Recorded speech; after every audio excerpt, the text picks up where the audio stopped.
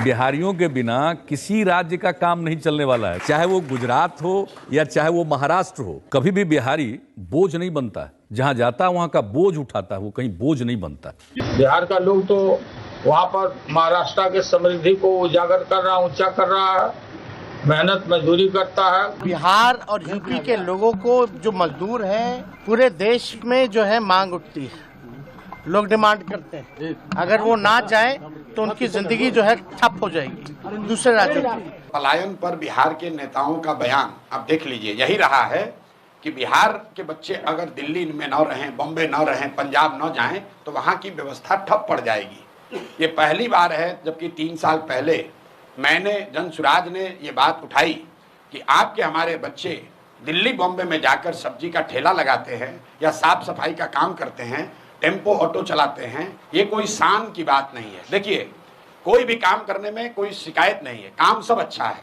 लेकिन जो लोग मजबूरी में बिहार के बच्चे जाकर अगर बॉम्बे में सब्जी बेच रहे हैं या वहाँ पर झाड़ू लगा रहे हैं या वहाँ पर ऑटो रिक्शा चला रहे हैं, पंजाब के खेतों में जाकर मजदूर का काम कर रहे हैं, ये शान और गौरव की बात नहीं है। आप नीतीश कुमार का बयान देखिए, लालू जी का, तेजस्वी का बयान देखिए। ये लोग हमेशा यही कहते हैं कि बिहारियों की हर जगह डिमांड है। मेरे भाई, बिहारियों की हर जगह डिमांड नहीं है। हम लोग के बच्चे मजबूरी में जाते रहे हैं और पलायन बिहार का सबसे बड़ा अभिशाप है। ये शान की बात नहीं है।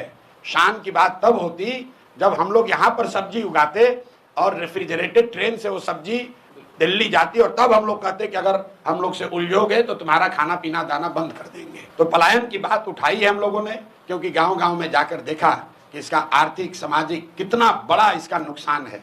आप जरा इसको दूसरे तरह से समझिए। मध्यम वर्गीय परिवारों में किसी का पति 10-15 दिन बाहर चला जाता है तो लोग कहते हैं भैया 10 दिन से उनका पति बाहर है।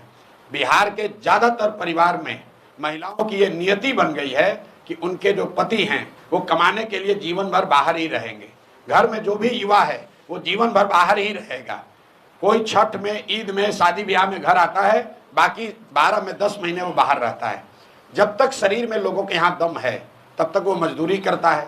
60-65 वर्ष का हो जाएगा तो बूढ़ा जब हो जाएगा, मजदूरी नहीं कर सकता है तो गाँव आता है। और फिर उसके परिवार का जो सबसे नया लड़का है, 16 साल का, 18 साल का, वो लड़का ट्रेन में फिर मजदूर बनकर जाता है। ये पीढ़ियों से बात चलती आ रही है, ये रुकना चाहिए। पलायन का दर्द सबसे बड़ा दर्द है, इसलिए जनसुराज ने इस मुद्दे को उठाया है। सिर्फ मुद्दे को उठाया नहीं है, इसका पूरा प्लान दिया है कि कैसे 1 साल में 50 लाख से ज्यादा बिहार से बाहर रहने वाले मजदूरों को वापस लाकर यहीं पर रोजगार दिया जा सकता है। कल भी अभी सिवान में 15 मिनट तक मैंने इसको समझाया है। एक लाइन में आपको बता दूं, जनसुराज का जो मॉडल है कि जिस दिन बिहार से पूंजी का पलायन रुकेगा, उसके बाद बुद्धि का पलायन रुकेगा, पूंजी और बुद्धि का पलायन रुकेगा तो श्रम का पलायन अपने आप रुक जाएगा।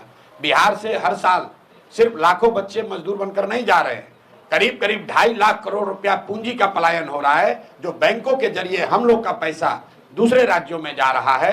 उसको रोकने की जरूरत है। वो जब रुकेगा तो जो समझदार लोग हैं, पढ़े लिखे लोग हैं, स्किल वाले लोग हैं, उस पैसे का इस्तेमाल करके वो यहाँ पर रोजी रोजगार की नई नई व्यवस्था शुरू करेंगे और उससे यहाँ पर श्रम का पलायन अपने आप रुक जाएगा। 1 साल में, जनसुराज का वादा है, 1 साल में किसी भी व्यक्ति को मजबूरी में, अंडरलाइन कर रहे हैं, मजबूरी में, स्वेच्छा से जाना चाहते हैं जाइए, लेकिन मजबूरी में अपने बच्चों का पेट भरने के लिए हरियाणा, पंजाब, दिल्ली, बॉम्बे जाने की जरूरत नहीं पड़ेगी।